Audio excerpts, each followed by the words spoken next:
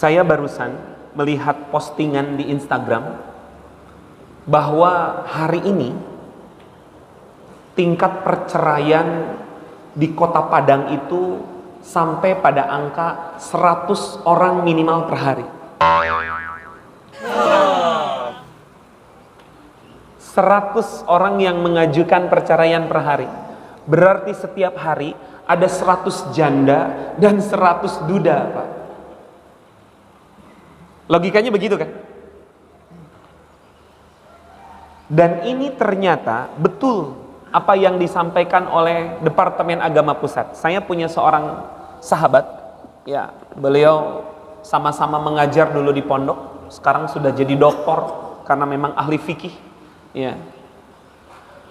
Beliau bertugas di Departemen Agama di pusat, mendapatkan challenge dan mendapatkan tugas untuk meneliti kenapa Sumatera Barat sekarang menjadi provinsi kedua tingkat perceraian tertinggi di Indonesia. Apa orang mah kok? Orang Sumatera Barat, orang Jawa Barat kok? Sumatera Barat kan? Maka saya informasikan kepada Bapak Ibu bahwa sejak sekarang ini Provinsi Sumatera Barat menjadi juara nasionalnya, juara kedua, Pak. Kan Santiang tuh, nak. Baraka Santiang nyawa, Pak. Awak juara duo nasional. Kan hebat itu, nak. Hebat apanya? Kita itu juara dua nasionalnya itu, juara kedua tingkat perceraian tertinggi nomor 2 di Indonesia setelah DKI Jakarta.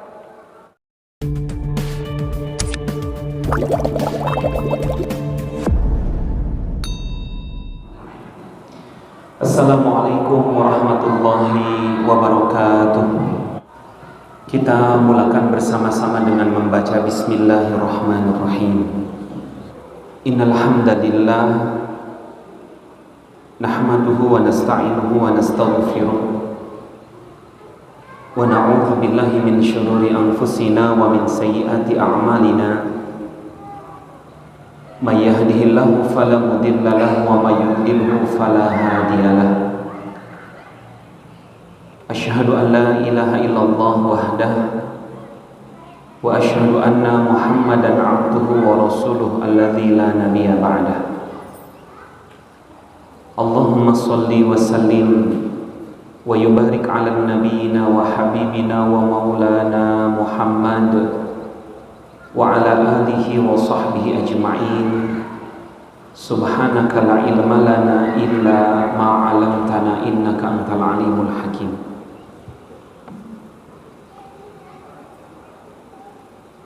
Bapak Ibu hadirin sidang jamaah rahimani wa rahimakumullah. Saya membuka khutbah Jumat tadi dan juga membuka kajian hari ini dengan membaca khutbatul hajat. Bunyinya innal hamdalillah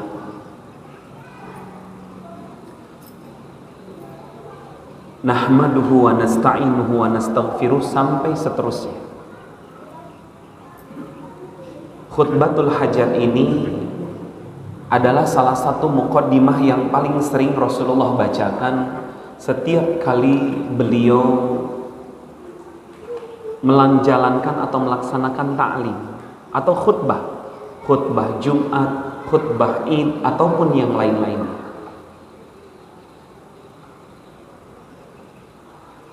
Karena memang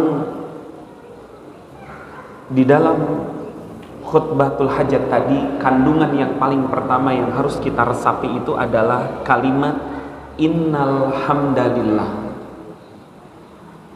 Sesungguhnya pujian itu, sanjungan itu hanyalah untuk Allah semata saja.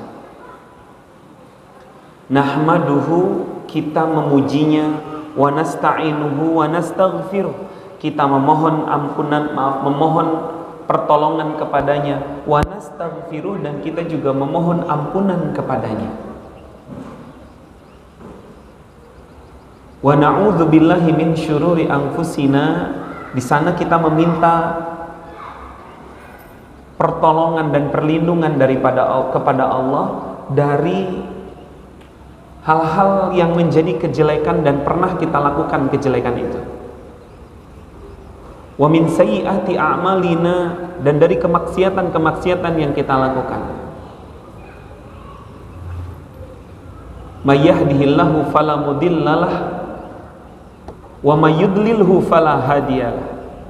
Barang siapa yang Allah cegah dari hidayah, maka Allah akan sesatkan dia, dan barang siapa orang-orang yang dilimpahkan dan ditunjukkan hidayah oleh Allah, maka Allah akan tunjukkan hidayah kepadanya.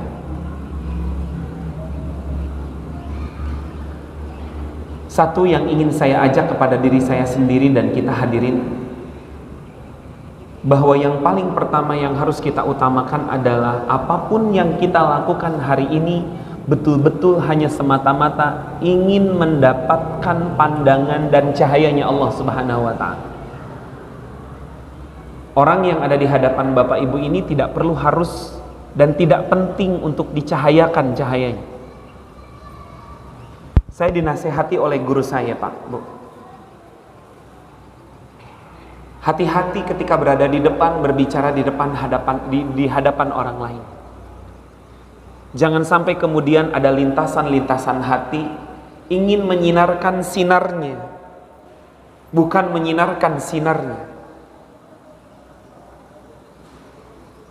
Karena kalau sudah ada niat menyinarkan sinarnya, ya, sinar orang yang berbicara, sinar orang yang menguruskan, sinar manusia, sinar apapun itu makhluk, sementara sinar Allahnya redup, maka ingat-ingat hadis qudsi ini, kata guru saya,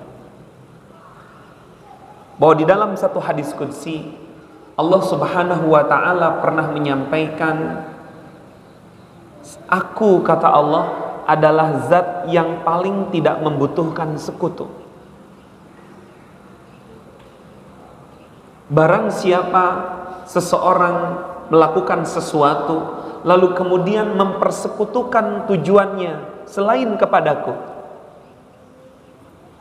maka ketika itu juga aku pergi meninggalkan dia. Sekaligus aku juga pergi meninggalkan zat, orang, makhluk yang ia sekutukan denganku. Tandanya ketika ada hati-hati kita hari ini yang justru ingin menyinarkan sinar dirinya, sementara kita membutuhkan pertolongan Allah berupa hidayah, karena hanya Allah, may yahdihillahu fala mudhillalah wa may yudlilhu fala hadiyalah. Allah yang maha bisa membukakan pintu hidayah seseorang, Allah yang maha bisa menyesatkan seseorang. Lalu kemudian kita mengawali pertemuan kita dengan ingin mendapatkan pandangan dari makhluk atau pandangan dari apapun itu, maka ketika itu juga Allah pergi meninggalkan kita.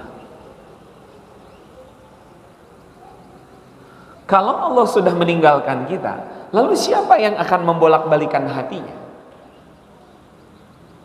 Lalu siapa yang akan menghujamkan pemahamannya? Sementara hanya Allah saja yang paling bisa membolak-balikan hati seseorang. Sementara hanya Allah saja yang paling bisa menghujamkan hidayah kepada seseorang. Sementara ketika itu juga Allah pergi meninggalkan kita.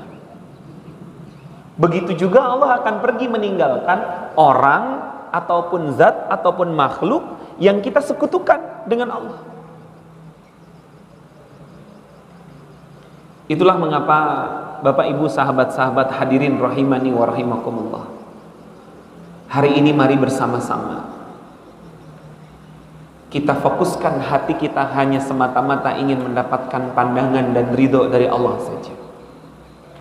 Para ulama mengajarkan, banyak ulama-ulama salafus saleh mengajarkan, ketika mulai terlintas di dalam hati, terlintas dalam pikiran, ingin mendapatkan pandangan makhluk, maka perangi perasaan-perasaan itu dengan ucapan tasbih, subhanallah, subhanallah, subhanallah.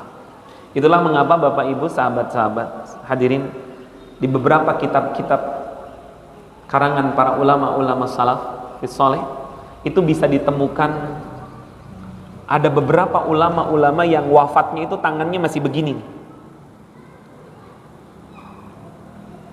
Ya. Dan para murid serta keluarganya selalu menyampaikan bahwa guruku ini hari-harinya tidak pernah lepas dari yang namanya berzikir. Salah satu zikir yang sangat banyak beliau bacakan selain istighfar kepada Allah adalah dengan mengucapkan tasbih, subhanallah, subhanallah, subhanallah. Itulah mengapa hadirin rahimani wa rahimakumullah, mari ketika mungkin kita memanggil anak-anak kita untuk kita menyampaikan nasihat, bersihkan hati kita bahwa kita menyampaikan nasihat ini karena Allah. Karena kalau kita menyampaikan nasihat kepada anak-anak keturunan kita, lalu ada di dalam hati kita terbesit bahwa saya menasihati anak saya ini supaya anak saya patuh sama saya, supaya anak saya menghormati saya, supaya saya diakui oleh anak saya, supaya anak saya segan, supaya anak saya takut sama saya, maka ketika itu juga Allah pergi meninggalkan kita. Lalu siapa kalau begitu yang akan membolak-balikan hati anak-anak kita?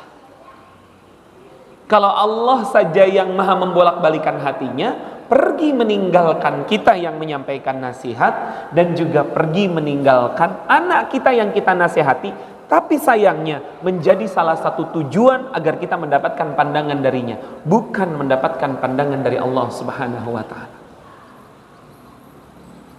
Inilah kenapa sebabnya banyak di antara kita hari ini yang kebingungan dalam mendidik anak-anak. Karena masih banyak di antara kita yang memberikan pengajaran kepada mereka, menyampaikan nasihat kepada mereka, sementara dari awal hatinya sudah lebih cenderung untuk supaya mendapatkan penghargaan, untuk supaya mendapatkan pengakuan daripada anak-anak kita. Tidak terlalu peduli apakah dia pengen mendapatkan pandangan Allah ataupun tidak. Ini yang jadi kendala kita hari ini. Itulah mengapa izin di awal pertemuan taklim pada malam hari ini saya menyampaikan nasihat kepada diri dan kita semuanya. Mari Bapak Ibu, sahabat-sahabat, saudara-saudaraku sekalian, kita fokuskan hati kita hanya ingin mendapatkan pandangan dan ridho dari Allah saja. Hanya Allah yang maha dan paling bisa membolak-balikan hati seseorang. Bukan Al-Fakir yang di depan ini yang bisa memahamkan Bapak Ibu semuanya, bukan. Kami hanya penyampai, kami hanya kurir. Itulah kenapa ketika Allah pengen hujamkan pemahaman, maka mari kita kembalikan hati kita, pikiran kita, fokus kita kepada Allah Subhanahu wa ta'ala. Kemudian mari bersama-sama kita memanjatkan rasa syukur dengan mengucapkan alhamdulillahirabbil alamin atas karunia yang Allah limpahkan dan berikan. Masya Allah, di masjid ini salah satu masjid yang memperhatikan kesejahteraan jamaah-jamaahnya, sampai kemudian perutnya saja diperhatikan. Ya, di dalam satu hadis Nabi menyampaikan bahwa ada dua sedekah terbaik. Yang paling pertama adalah membebaskan seseorang yang lapar dengan memberi makan. Yang kedua adalah membantu orang yang berhutang. Ini adalah dua sedekah terbaik dibandingkan sedekah-sedekah yang lain. Itulah mengapa ketika ada slogan masjid makan-makan, walaupun mungkin di sebahagian telinga orang agak sedikit risih mendengarnya. Ba'alo di musaji makan-makan. Kalau di zaman Nabi Bapak Ibu, masjid bukan hanya sebagai tempat sholat saja. Masjid betul-betul dipergunakan untuk berbagai macam fasilitas. Masjid dijadikan tempat untuk thalabul ilm. Masjid dijadikan tempat untuk berdiskusi menyelesaikan permasalahan-permasalahan. Masjid dipergunakan untuk menerima tamu. Masjid dipakai untuk istirahat orang-orang yang sedang dalam perjalanan. Makanya saya takjub sekali melihat spanduk di depan bahwa masjid ini buka 24 jam. Ya, di mana tidak sedikit masjid-masjid yang bukanya hanya sekedar waktu sholat saja, setelah itu lampunya dimatikan, gelap, dikunci karena takut ada yang kehilangan. Makanya wajar sering kehilangan masjidnya. Kenapa? Karena ketakutan. Beberapa waktu yang lalu saya berkunjung ke Masjid Al-Falah Sragen, Bapak Ibu. Masjid Agung Al-Falah Sragen. Di mana di Masjid Agung itu disediakan hotel-hotel kapsul. Kalau ada orang di perjalanan yang mau istirahat, silahkan singgah di masjid. Di masjid itu sudah ada makanan dan minuman dan ada tempat istirahatnya. Ya jelas, tempat istirahatnya tidak dicampur dengan tempat sholat. Ada tempat khusus yang disiapkan di sekitar masjid. Ya, di sana di dalamnya ada kasurnya, di dalamnya ada bantalnya. Lalu kemudian ada minum dan ada makanan. Ya, dan Masya Allah sampai hari ini Masjid Agungnya rame luar biasa. Bahkan luar biasanya jamaah sholat subuh itu ada door prize. Ada door prize motor, ada door prize mesin cuci, ada door apa saja. Selain masjid itu adalah tempat makan-makan yang sangat luar biasa. Ya, dan mudah-mudahan Masjid Agung Madani ini seperti namanya, Madani itu adalah peradaban yang maju, peradaban yang baik, peradaban yang amat sangat memberikan banyak manfaat kepada orang lain. Dan mudah-mudahan melalui wasilah masjid ini kemudian banyak orang-orang yang mendapatkan manfaat, insyaallah. Amin ya rabbal alamin. Allahumma shalli wa sallim wa yubarik ala nabiyina wa habibina wa maulana Muhammad. Kita curah limpahkan untuk nabi kita Muhammad sallallahu alaihi wasallam. Bapak Ibu hadirin rahimani wa rahimakumullah, izin saya menyampaikan lebih detail materi yang saya sampaikan ketika khutbah Jumat tadi. Sebenarnya materi ini sudah saya buat dalam bentuk PowerPoint, ya, sehingga ayatnya bisa kelihatan, hadisnya bisa kelihatan. Tapi qadarullah tidak ada cok yang bisa masuk ke laptop saya. Ya. Jadi tadinya pengen langsung menunjukkan supaya langsung detail kelihatannya. Ya, tapi biiznillah qadarullah ya sudah, tidak ada apa-apa. Mudah-mudahan tidak mengurangi pemahaman dan hujaman pemahaman yang Allah berikan kepada kita semuanya. Bapak hadirin rahimani wa rahimakumullah, tadi saya mengawali khutbah itu dengan semua impian dan tujuan kita ingin mendapatkan kehidupan yang baik. Saya barusan melihat postingan di Instagram bahwa hari ini tingkat perceraian di Kota Padang itu sampai pada angka 100 orang minimal per hari. 100 orang yang mengajukan perceraian per hari. Berarti setiap hari ada 100 janda dan 100 duda, Pak. Logikanya begitu kan? Dan ini ternyata betul apa yang disampaikan oleh Departemen Agama Pusat. Saya punya seorang sahabat, ya, beliau sama-sama mengajar dulu di pondok, sekarang sudah jadi doktor karena memang ahli fikih, ya. Beliau bertugas di Departemen Agama di pusat, mendapatkan challenge dan mendapatkan tugas untuk meneliti kenapa Sumatera Barat sekarang menjadi provinsi kedua tingkat perceraian tertinggi di Indonesia. Apa orang mah kok? Orang Sumatera Barat, orang Jawa Barat kok? Sumatera Barat kan? Maka saya informasikan kepada Bapak Ibu bahwa sejak sekarang ini Provinsi Sumatera Barat menjadi juara nasionalnya, juara kedua, Pak. Kan Santiang tuh, nak. Ya, saya mohon maaf nih, campuran bahasanya. Bahasa Minangnya pun masih belajar ya. Tapi mudah-mudahan nambahin bumbu supaya lebih paham. Baraka Santiang nyawa, Pak. Awak juara duo nasional. Kan hebat itu, nak. Hebat apanya? Kita itu juara dua nasionalnya itu juara kedua tingkat perceraian tertinggi nomor 2 di Indonesia setelah DKI Jakarta nomor 1. Kalau Jakarta tuh biasa saja gitu kan, orang urban di situ, orang heterogen di situ, orang rapi di situ, ya mungkin 3-4 kali lipat penduduknya lebih banyak dibandingkan Sumatera Barat. Tetapi justru Sumatera Barat menjadi juara 2 nasional. Itu di Kota Padang saja. Jandonyo Saratui tiap hari, Dudanyo Saratui tiap hari. Bagaimana dengan Kabupaten Sijunjung? Bagaimana dengan Kabupaten Damasraya? Bagaimana dengan Kota Bukit Tinggi? Bagaimana dengan Kota Payakumbuh, Kota Padang Panjang, dan yang lain-lainnya? Disatukan keseluruhannya menjadi juara 2 nasional tingkat perceraian tertinggi.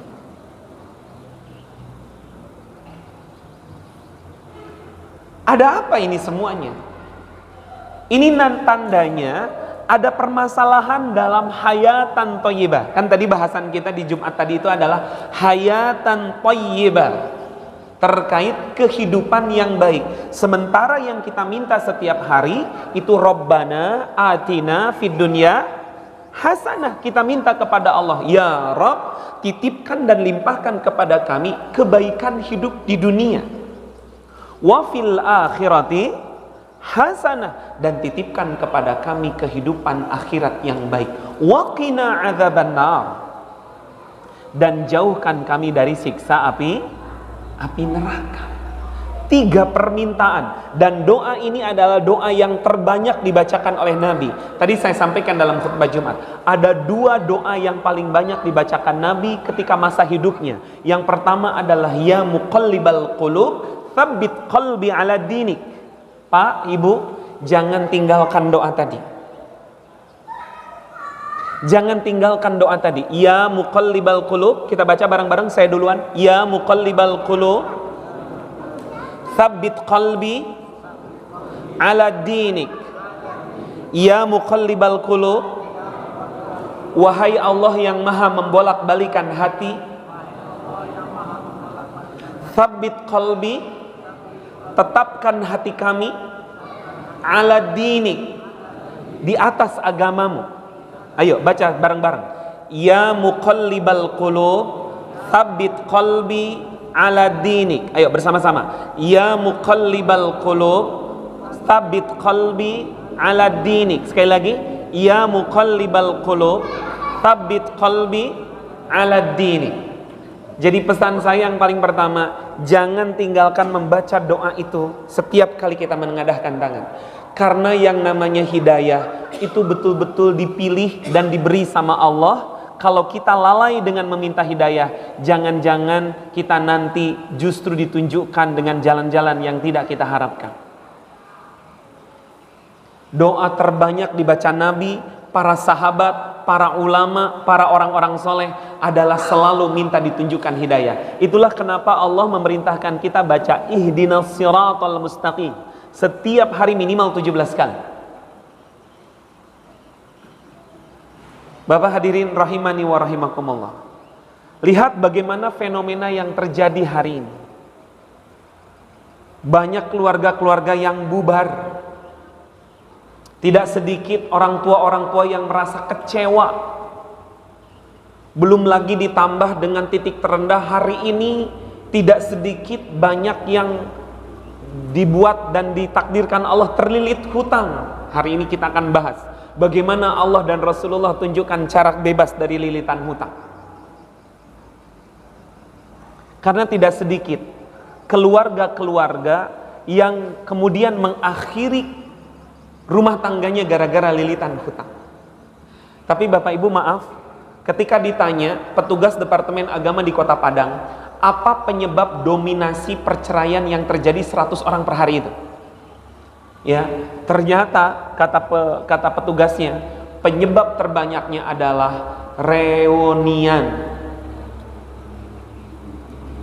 Apa Pak? Reuni. Basobok balik sama kawan-kawan dulu sama so SMA. Basobok balik sama kawan-kawan dulu sama so SMP.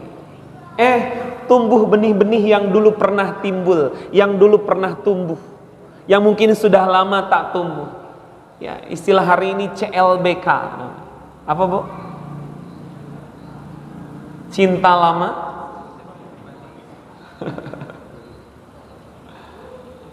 Berarti kalau begitu ibu-ibu, hati-hati dengan reunian Bu. Kalau rasanya memang tidak akan menambah kebaikan, ataupun rasanya imannya tidak kuat. Karena ini kan berarti kan faktor iman sebenarnya masalahnya. Mau reunian kah, mau acara pulang basamo kah, atau apa saja, intinya adalah masalah iman kalau ini. Ya. Bapak Ibu hadirin rahimani wa rahimakumullah, sengaja saya naikin dulu fenomenanya supaya kita penting.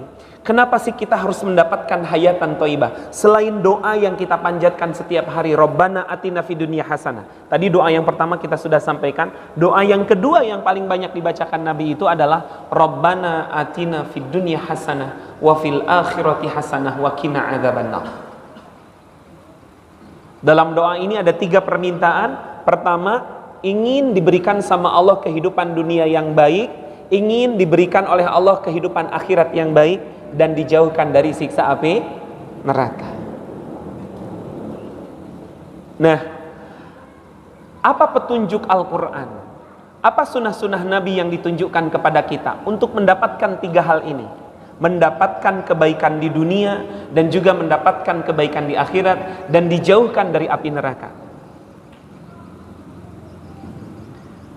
Ini diisyaratkan di dalam firman Allah Al-Quran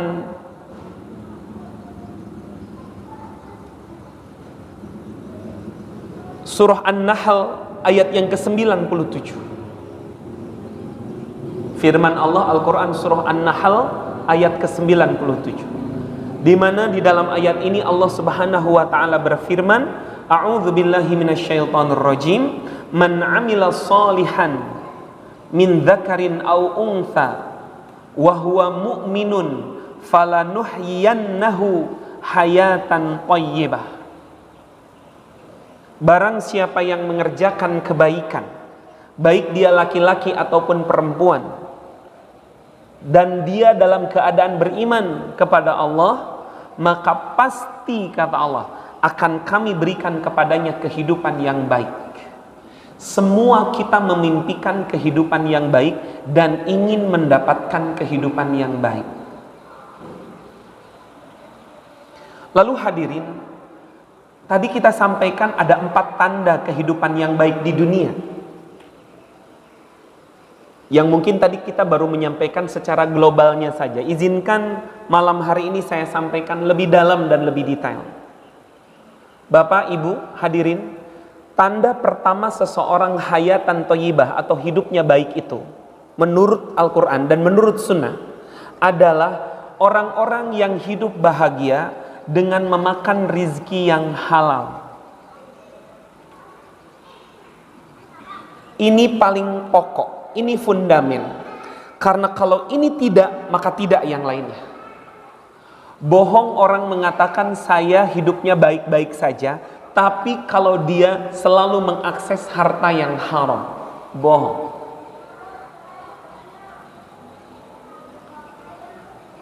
Beberapa waktu yang lalu 5 hari, 6 hari yang lalu saya ke Madiun, Pak. Karena ada rencana menengok anak saya yang di Gontor di Ponorogo. Qadarullah singgah di Madiun, teman-teman kami di Madiun mengadakan kajian di Madiun. Saya diajak ke satu kampung yang untuk sampai ke masjid kampung itu tidak bisa naik kendaraan, harus jalan kaki. Karena jalannya setapak. Jadi kemudian kami berjalan, ketika berjalan Pak, ambo mencari kambing, banyak banget, baderet kambing tuh, karena awak jalan setapak tuh, kambing tuh baderet berjalan.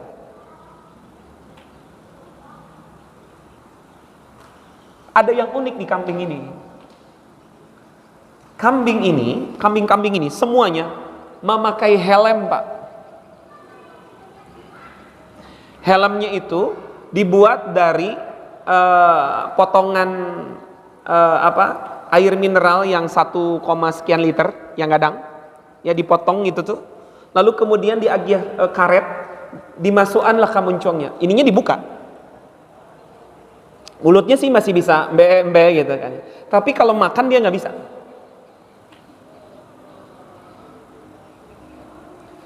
Lalu kemudian saya tertarik dengan ini kambing, kenapa dihelmin begini gitu. Lalu di depan, ambo cari aduh ini apa? Mbah gitu, mbah ya kalau di Jawa ya. Dan penasaran sedikit berlari untuk mengejar mbah itu. Mbah, mohon maaf sebentar, boleh bertanya enggak? Oh, iya nak, ada apa? Katanya. Ini kambing-kambing siapa mbah? Beliau jawab, alhamdulillah titipan Allah buat saya, katanya. Jawabannya aja udah unik. Kan biasanya kalau awak ditanya, kok kambing siapa? Den, kok punya awak? Sadu alahnya den, kok punya awak? Yang ma tunjuk alah, den kok sadonya. Yang ma sawit, yang ma, oh ya itu den kok. Cara jawabnya aja udah beda. Ya. Mbah ini menjawabnya dengan cara, alhamdulillah ini amanah Allah buat saya. Oke, berarti saya tahu bahwa ini milik beliau. Mbah maaf, ini kenapa kambing-kambing mbah dikasih helm begini? Mbah memang mau bawa kambing kemana? Oh, jadi kandang kambing kambing ini tuh di sana tuh. Tuh, kelihatan ada kandang kambing. Dan kambing-kambing ini akan saya bawa ke tempat atau ke ladang rumput milik saya di sana. Tuh, kandang rumputnya tuh sebentar lagi di sebelah sana. Dan ambo cali apa? Kandang rumputnya itu ditutui sadonyo apalah namanya ya, biasanya di parak lado tuh nampak dia tuh. Ya, di piding begitu. Iya, mau ke sana, tapi ini kenapa dikasih helm begini, Mbah? Apa kata Mbah itu? Saya takut selagi dia berjalan dari kandang menuju ke padang rumput itu, ada rumput-rumput orang lain yang kambing saya makan. Sehingga nanti tidak jelas kehalalan kambing saya. Yang nanti kambing saya ini saya jual, kambing saya ini saya potong. Kalau ia dipotong dikasih makan untuk anak-anak dan keluarga. Kalau dijual nanti uangnya juga dipakai keperluan keluarga. Saya takut seandainya saja ini tercampur dengan sesuatu yang tidak halal. Karena dia memakan rumput di jalan dan itu rumput-rumput orang lain, bukan rumput saya. Jujur Bapak, ketika mendengar penerangan itu saya berkaca-kaca Pak. Harusnya yang ngaji bukan saya, kata saya. Karena mbah itu pun berencana setelah memasukkan kambing-kambingnya ke dalam ladang rumputnya itu, ya, mbah itu mau hadir pengajian. Harusnya mbah yang ngisi pengajian, kata saya. Sampai seikhtiat itu, sampai sehati-hati itu menjaga supaya tidak ada wasilah dan tidak ada jalan keharuman dalam hartanya. Dan ketika nanya, saya katakan, Masya Allah mbah tuh sekolahnya di mana? Apa kata mbah itu? Saya nggak pernah sekolah. Orang tidak pernah sekolah, tetapi kemudian Allah hujamkan hidayah untuk selalu membersihkan hartanya. Karena tidak sedikit hari ini orang itu sekolahnya S1, S2, S3, S tontong, S campur, S teler, semua SS dia dapatkan, tapi sama sekali tidak melek dengan mana yang halal, mana yang haram. Dengar kabar-kabar viral beberapa bulan yang lalu, mantan Kapolda Sumatera Barat jualan narkoba.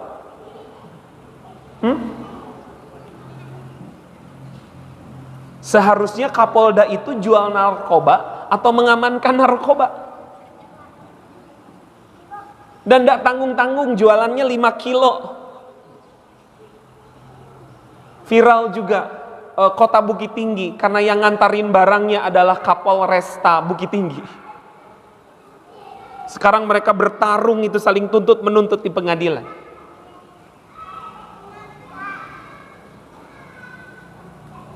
Bapak hadirin rahimani wa rahimakumullah.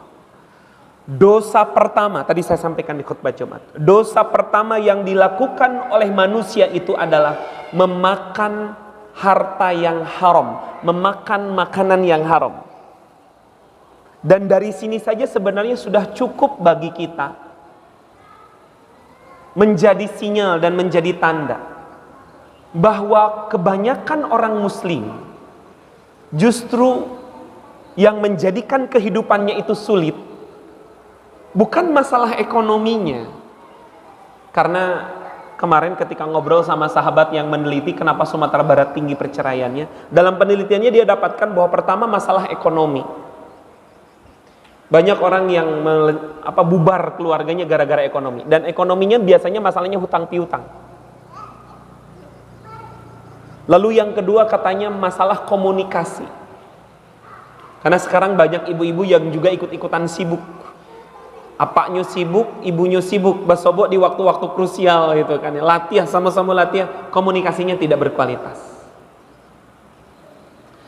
Yang ketiga katanya ada pihak ketiga katanya. Dan uniknya di Sumatera Barat, pihak ketiga ini bukan pelakor, bukan pebikor. Urutan pertama itu mertua.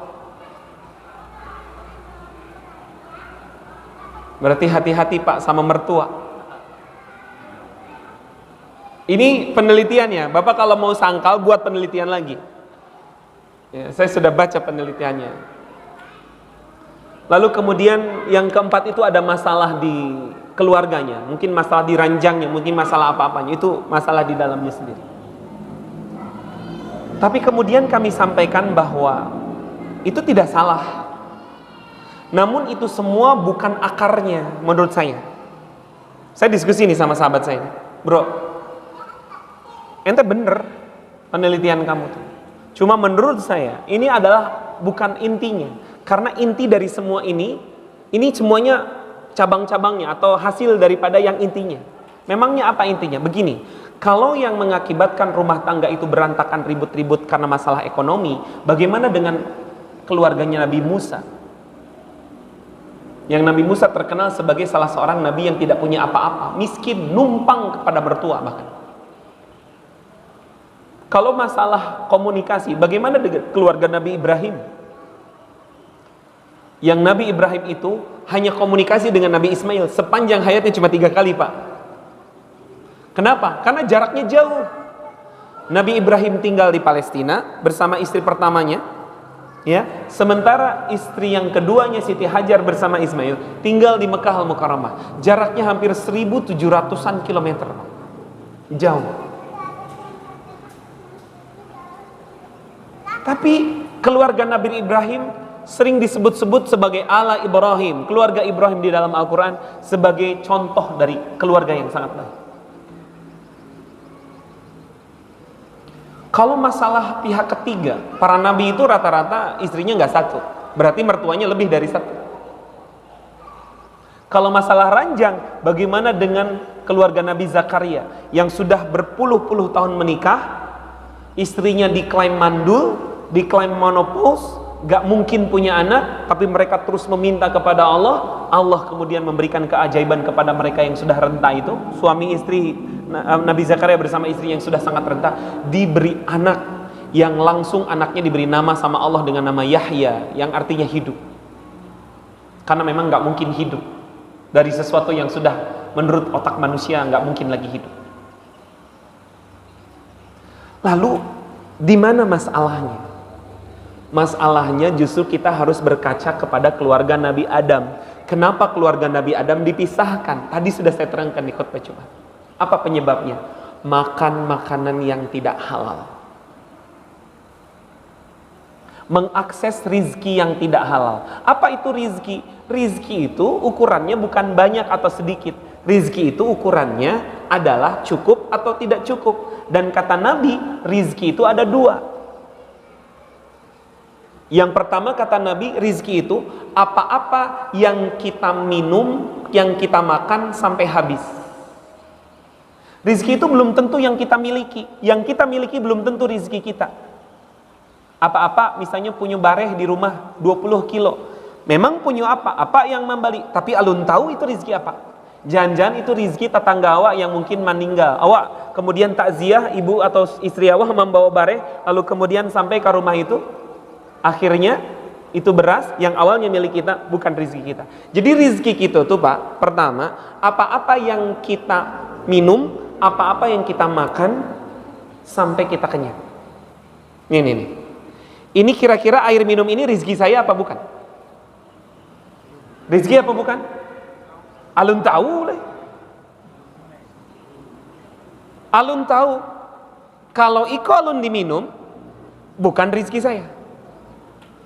Bagaimana supaya ini rizki saya? Diminum. Bismillahirrahmanirrahim. Alhamdulillah. Tuh, sekarang sudah jadi rezeki saya. Tapi ini belum. Jangan-jangan yang minum anak saya. Bukan rezeki saya. Makanya kalau ingin jadi rezeki saya, berarti harus saya habiskan. Kata Nabi, rezeki itu apa-apa yang kita makan dan minum sampai habis. Yang kedua, apa-apa yang kita pakai sampai usang. Itu rezeki Allah. Walaupun ada apa-apa di siko, merasa memiliki ya kebun sawit amotua 100 hektar milik bapak, bisa jadi, tapi belum tentu itu rezeki bapak.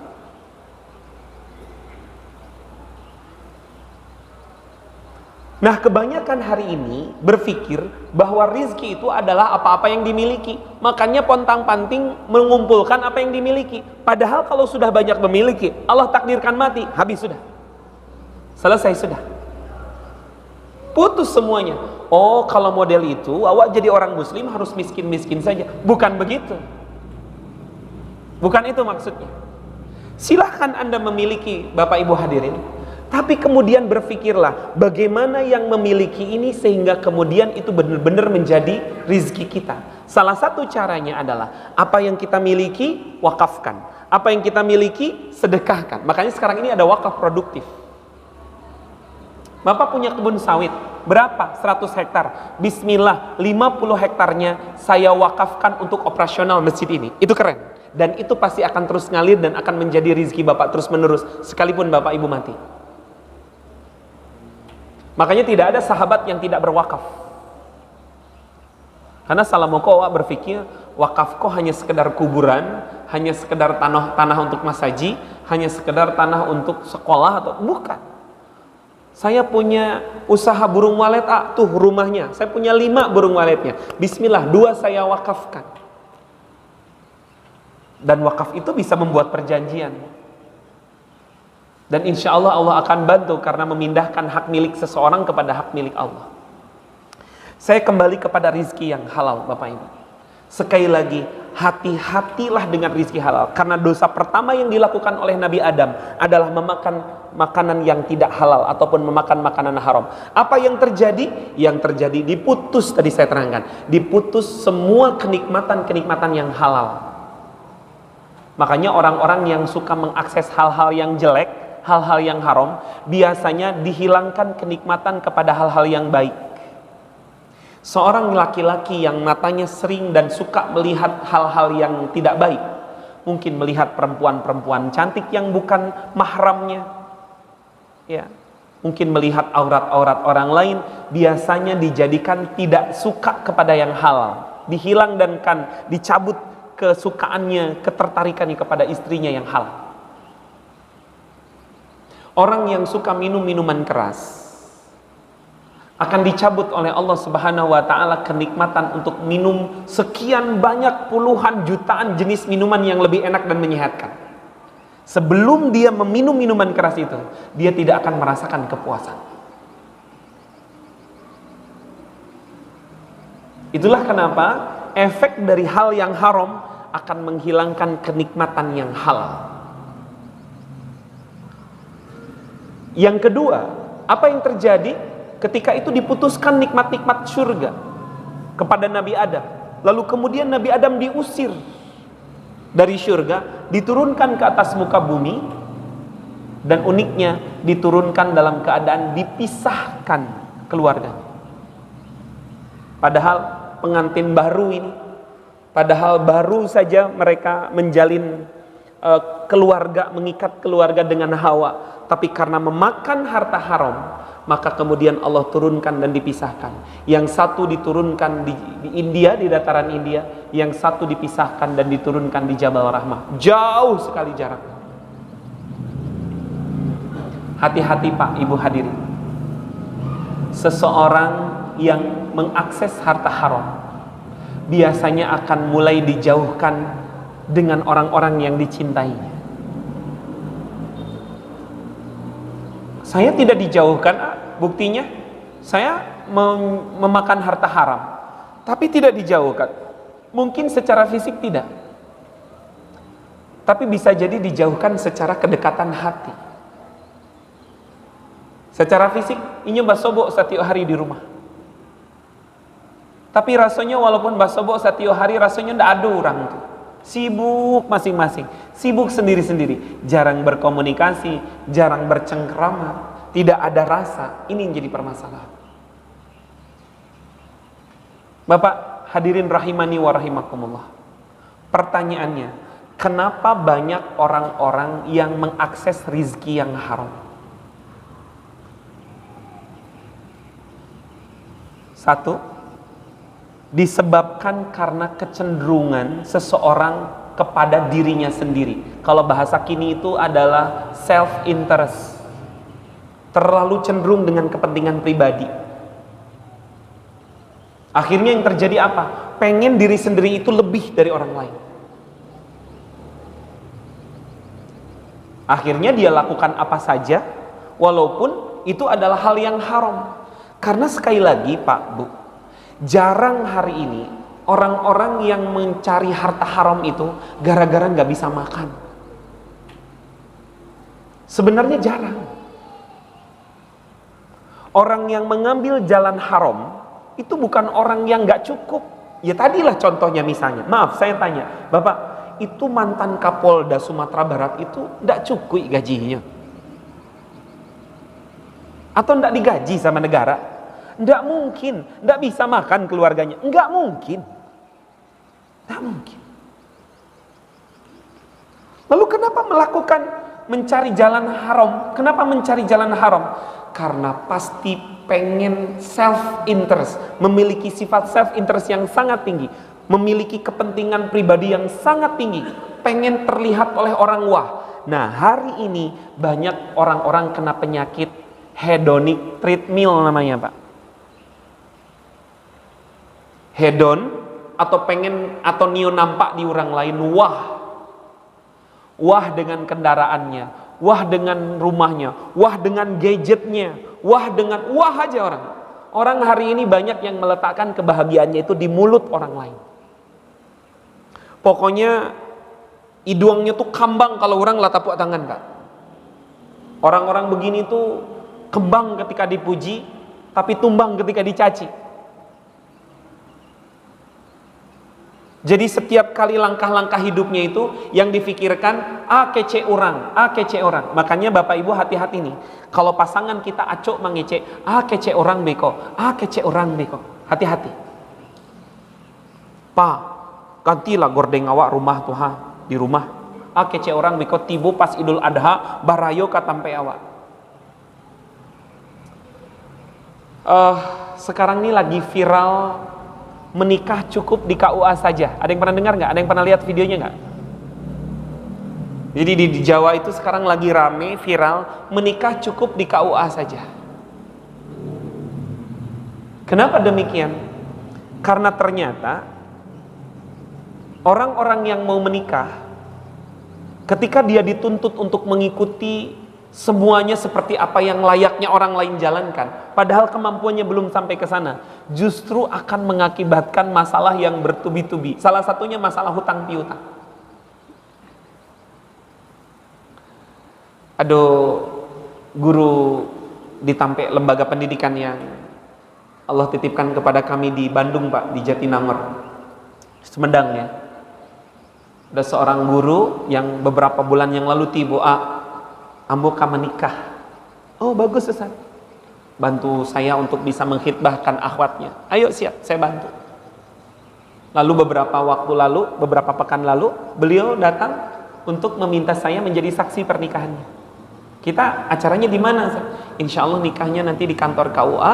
Setelah ke kantor KUA, kita akan masuk ke kedai bakso, kita makan bakso bersama-sama, memanjatkan doa, selesai sudah. Dan selesai Pak. Serius selesai. Sehingga kemarin, beberapa waktu kemarin, ketika akan pulang ke Bukit Tinggi, saya mau nabung.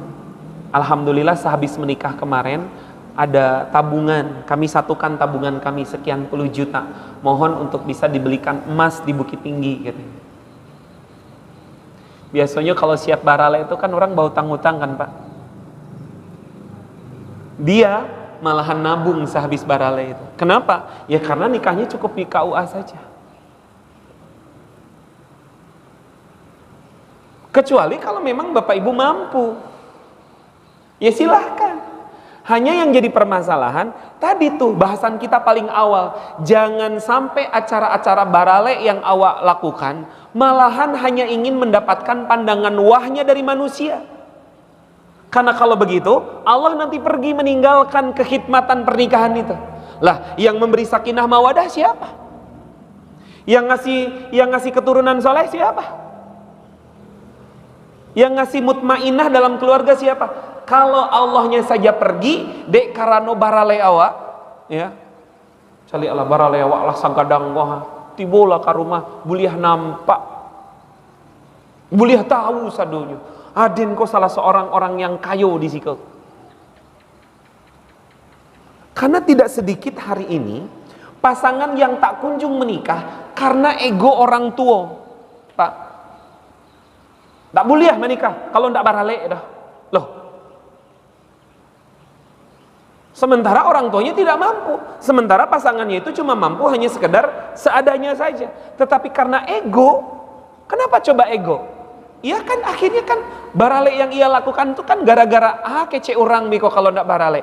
Kece orang. Memangnya kenapa? Di kota-kota besar Pak sudah dijalankan dan sudah dilakukan tipe seperti ini. Daripada kemudian harus menyiksa, ya, hutang catering, hutang rias, hutang kursi, hutang sound system, hutang organ tunggal, ya mubazir semuanya. Kironyo baru sampai bulan lah bacarai balik. Sasak dado. Mana di sini pemuda-pemuda yang belum menikah, mana angkat tangan? Angkat tangan, saya doakan supaya dapat jodoh soleha. 1, mana lagi? Ya. 2, 3, mana nih? Apa ndak usah angkat tangan? Alun kok ya. Sampai orang. Tuh siapa ya, Pak? Saya doakan nih yang berempat tadi mudah-mudahan dapat jodoh soleha. Ya, tapi tadi konsepnya, saya mah punya tabungan 100 juta. Ya silakan. Yang susah tuh mbak utang-utang, bela-belain berhutang demi untuk kelihatan wah oleh orang lain. Padahal acaranya cuma sehari saja. Siap tuh, lah siap sehari itu, orang tepuk tangan juga baru. Enggak kan? Setiap bulan tepuk tangan, barale, mana itu orang kawa? Enggak. Itu namanya hedonic treadmill. Dan hari ini banyak orang yang punya penyakit itu, Pak. Hati-hati dengan penyakit ini. Makanya orang hari ini banyak yang berhutang-hutang. Ya, balilah Honda, balilah Auto. Ya, DP-nya murah, cicilannya ringan. Memang DP murah, cicilan ringan. Doso sagadang orang yang memperkosa orang tuanya sendiri setiap hari. Dan ini kata Nabi. Saya serius. Ini kata Nabi. Pak, Bu, hari ini sebaiknya kita hidup sesuai dengan kemampuan kita saja. Kalau alun pandai membeli oto, biarlah, ndak kabah kayak itu. Ndak menjamin orang punya oto tuh masuk ke dalam neraka. Kita ini kan memaksakan memiliki sesuatu tuh karena opini yang kita buat. Bara karancaknya Allah kalau awak punya oto. Bara itu saja, opini itu semuanya, Pak. Mungkin nampak tetangga awak tuh bawa oto raga gagah rancak. Awak ndak tahu, maki-maki hatinya tuh ketika cicilan harus segera ditunaikan. Sampai semua kehidupannya itu ada kata-kata kreditnya. Mentang-mentang rumahnya KPR, baru dibuka tuh pintunya tuh babunyi, Pak. Kredit kecil. Hondanya tuh, otonya tuh ketika dipijit apanya tuh, dipencet klaksonnya tuh, kredit kecil. Seakan-akan bulan pertama, bulan kedua, bulan ketiga itu aman-aman saja. Padahal Bapak Ibu hadirin, itu semua akan menyesakkan ataupun akan membuat hati kita tidak nyaman. Dan masalahnya lagi, kita mengaksesnya dalam keadaan yang tidak halal. Saya sampaikan dengan yakin, Kalau bapak ibu sampai hari ini masih terikat dengan urusan-urusan riba, maka siap-siap dibuat berantakan hidupnya sama Allah Subhanahu wa ta'ala. Itulah kenapa tanda hayatan thayyibah yang kedua itu adalah hidupnya qanaah. Apa itu hidup qanaah? Hidupnya merasa cukup dengan apa saja yang Allah titipkan dan apa saja yang Allah berikan. Sudah, seberapa Allah titipkan, segitu kita syukuri. Tapi bukan berarti juga kemudian, ya wak sagiko selah, ndak usah banyak-banyak. Bukan itu maksudnya. Pak, Bu, sekali lagi saya sampaikan bahwa ndak ada orang yang kini bau utang-utang tuh dek sebab karena ndak bisa makan. Tolong angkat tangan di siko jamaah. Sia yang makan tiap hari 5 karuang, angkat tangan. Ada enggak? Ambo yakin enggak ada. Lalu apa yang menjadikan orang itu berhutang? Yaitu tadi gitu, mengkarbit hidup, level hidup supra, tapi nio nampak Avanza, nio nampak Innova, ya repot lah. Suprafit itu isi minyak 30.000 8 nuah ya. Mengisi mengganti oli, anggaran misalnya anggaplah sekitar 100.000 50.000 lah selesai. Tapi Innova sudah, hidup saja sesuai dengan kemampuan kita dan merasa keberlimpahan dengan apapun yang sudah Allah berikan dan titipkan kepada kita. Insya Allah nggak akan sesak. Justru yang membuat sesak adalah cara kita hidup. Pak, Bu, mendingan sekarang kalau pengen memiliki sesuatu, simpan. Oh, pengen punya rumah, simpan. Dan saya menyarankan menyimpannya dalam bentuk emas, seperti yang dicontohkan oleh orang-orang yang luar biasa di dahulu. Nabi menyimpan dengan emas, sahabat menyimpan dengan emas. Karena dengan emas konversinya nggak akan pernah turun, yang ada naik, yang ada. Sebenarnya sih bukan naik, karena kurs uang kita aja yang turun sebenarnya. Dari dulu harga naik haji kalau pakai kurs emas masih sama sampai sekarang. Ya, satu Ciameh itu, Ciameh kan 2 juta sekianan itu. Berarti kan dari dulu kurban itu sampai sekarang itu Ciameh. Kenapa lebih baik kita menyimpan dibandingkan menyicil ataupun kredit, dan apalagi cara kreditnya adalah cara yang riba? Ya, tidak semua kredit riba, ada cara kredit yang tidak riba. Karena dengan menyimpan, kita sama saja dengan menyiapkan mental kita untuk memiliki apa yang kita impikan itu. Mentalnya belum siap punya oto, tapi kemudian inyo membawa oto, bau tang-utang puluh. Kambang tuh hidungnya, badetak itu, apalagi basobo sama kawan lamo ketika reunian. Didit kawan, woi, supaya nampak awak sedang bawa oto. Pret.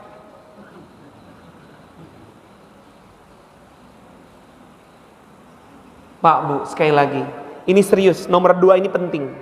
Ya, 1 adalah rizki yang halal, yang kedua berjuanglah untuk menjadi pribadi-pribadi yang qanaah. Karena orang-orang yang qanaah dialah yang paling berbahagia. Rasulullah Shallallahu Alaihi Wasallam menyampaikan di dalam satu hadis, ya, bahwa laisal ghina an kathratil arad. Orang yang kaya itu bukan orang yang banyak keinginan, bukan orang yang punya mewah-mewahan, bukan, kata Nabi. Lakinnal ghina nafs. Tapi yang namanya kaya itu, kata Nabi, adalah hati yang selalu merasa cukup. Hadis ini riwayat Bukhari dan Muslim. Walaupun punya ini punya itu, tapi merasa tidak cukup, maka dia masih menjadi orang miskin. Itulah kenapa milikilah jiwa qanaah, jiwa keberlimpahan. Alhamdulillah ya Allah. Kata Nabi, asalkan kita bangun punya 3 hal. 1, sehat jasmani rohani awak. 2, tidak ada yang mengancam-ngancam. 3, punya makanan yang cukup untuk 1 hari itu. Sudah, kata Nabi, Anda sudah mendapatkan apapun yang ada di dunia ini. Yang membuat repot itu kan awak, Pak. Ya, jadi sekali lagi, 2 hal yang terpenting. yang kita terangkan di malam hari ini, bagaimana bisa mendapatkan hayatan thayyibah adalah satu dengan memakan rizki yang halal, yang kedua dengan qanaah. Yang dua ini penyakitnya biasanya berhutang. Izinkan sebagai penutup saya sharing beberapa tips untuk lepas dan segera lepas dari hutang. Karena jujur sebelum paham konsep-konsep ini saya juga punya hutang.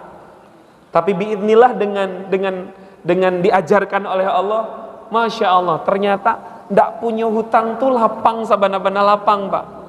Hari ini saya tidak punya hutang, Alhamdulillah. Dan saya juga berdoa mudah-mudahan siapapun jamaah yang Allah hadirkan di masjid ini, yang mungkin masih punya hutang, segera Allah lepaskan dari cengkraman hutang piutang. Izin saya tutup dengan bagaimana cara tuntas dari hutang. Satu, kalau ingin selesai cepat hutang, jangan dulu dibayar. Lalu apa dulu? Nih satu, ini serius, urutannya begini. Yang paling pertama itu adalah bertaubat. Pak. Saya serius, Pak. Karena banyak di antara kita yang berhutang itu karena egonya, karena nafsunya. Belum lagi cara berhutangnya dengan cara yang salah, tidak mengikuti aturan Allah. Boleh berhutang dalam Islam? Boleh. Tapi masalahnya hutangnya dengan cara riba. Tapi masalahnya hutangnya sama rentenir. Ini sudah melanggar aturan Allah. Pak, Ibu, riba itu salah satu dosa yang dosanya itu ditantang perang, pelakunya ditantang perang oleh Allah dalam Al-Quran. Dan tadi itu dalam hadis, dosa riba itu sama seperti setiap hari kita menzinahi orang tua kita sendiri. Jadi itulah yang paling pertama. Tips segera selesai dari hutang paling pertama adalah banyak-banyak bertobat dan beristighfar kepada Allah Subhanahu wa ta'ala. Dan ini beralasan sebagaimana yang Allah firmankan di dalam Al-Quran surah Nuh ayat yang ke-10 sampai ke-12. Faqultu astaghfiru rabbakum innahu kana ghaffar. Aku serukan kepada hamba-hambaku untuk banyak beristighfar karena Allah Maha mendengar orang-orang yang beristighfar. Yursilis samaa alaikum midrara. Bagi orang-orang yang beristighfar, Allah akan turunkan hujan yang lebat yang akan menyuburkan kehidupannya. Wa yumdidkum bi amwalin wa banin.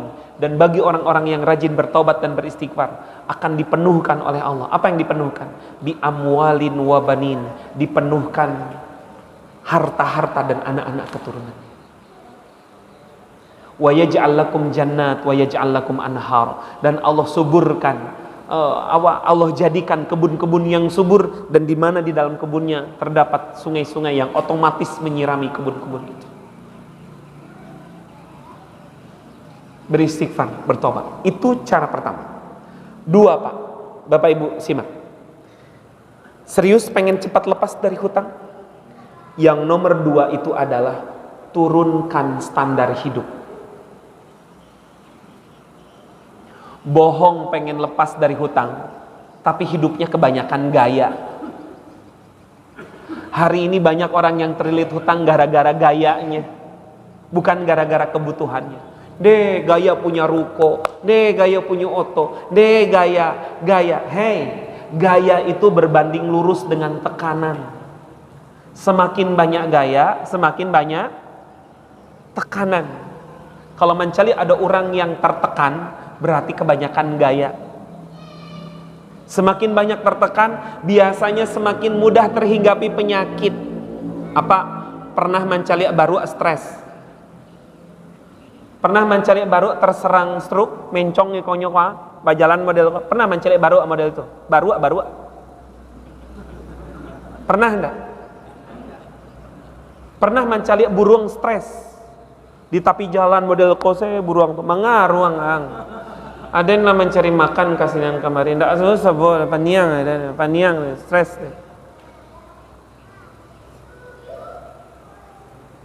Pernah ada Jawi karena kolesterol, Pak, gula darahnya tinggi, pernah enggak? Itu penyakit-penyakit yang bos sebutkan tadi itu penyakit-penyakit siapa itu? Penyakit manusia dewasa, Pak, karena anak-anak tidak ada loh. Ya karena apa? Ya karena itu tadi gitu, kebanyakan gaya, kebanyakan modus.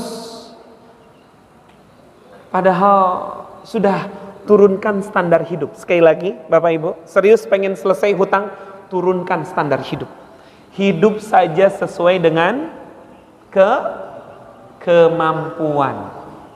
Sudah. Next, nomor 3. Serius pengen cepat lepas dari hutang, maka istiqomahkan sedekah subuh. Istiqomahkan bersedekah setiap subuh, berapa saja mampunya. Ingin masjid ini mandiri, lakukan gerakan BTS, bersedekah tiap subuh. Apa kok sedekah tiap subuh, agak 10.000, agak 5.000 setiap subuh, terkumpul misalnya 1 juta sehari, maka masjid ini sudah punya saldo 30 juta per bulan. Kalaupun misalnya jamaahnya ada, ya berapa saja mungkin bisa terkumpul 1 juta sehari.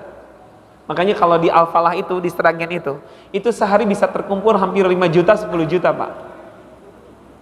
Dan langsung terlihat di running text gitu. Di running text seperti itu. Kelihatan, subuh tadi alhamdulillah terkumpul infak segini, zuhur segini, asar segini. Sehari bisa terkumpul 10 juta. Dan itu menjadikan masjidnya mandiri luar biasa. Ya, jadi sekali lagi, serius ingin segera selesai hutang, maka istiqomahkan sedekah pagi. Kan awak punya hutang, malah sedekah. Kan saya katakan, sedekah ini kan jumlahnya juga. Kalau sedekah pagi itu kan, ya mungkin bagi bapak-bapak yang perokok mungkin beli sebatang atau 2 batang rokok begitu. Dan ini yang jadi masalah, hutang banyak, rokok taruh saja, kan aneh. Rokok bajalan, mancing, taruh saja mancing. Lajalnya hutang banyak gitu. Banyak gaya apa model itu. Makanya tertekan taruh saja duitnya. Ya, sekali lagi, biasakan sedekah subuh Bapak Ibu. Yang keempat, serius pengen cepat lepas dari hutang, maka lakukan ikhtiar. Ini kita masih melakukan ikhtiar langit ya. Apa? Banyak-banyaklah mendoakan orang lain yang sama-sama punya masalah yang sama, yaitu hutang. Karena kata Nabi, siapa yang mendoakan orang lain, sejatinya malaikat mengaminkan doa itu bukan untuk orang yang didoakan, tapi untuk orang yang mendoakan. Sudah? Sekarang kita masuk ke teknis. Tadi adalah ikhtiar langit, kerjakan dulu ikhtiar langitnya. Yang selanjutnya ikhtiar bumi. Apa saja ikhtiar bumi untuk cepat lepas dari hutang?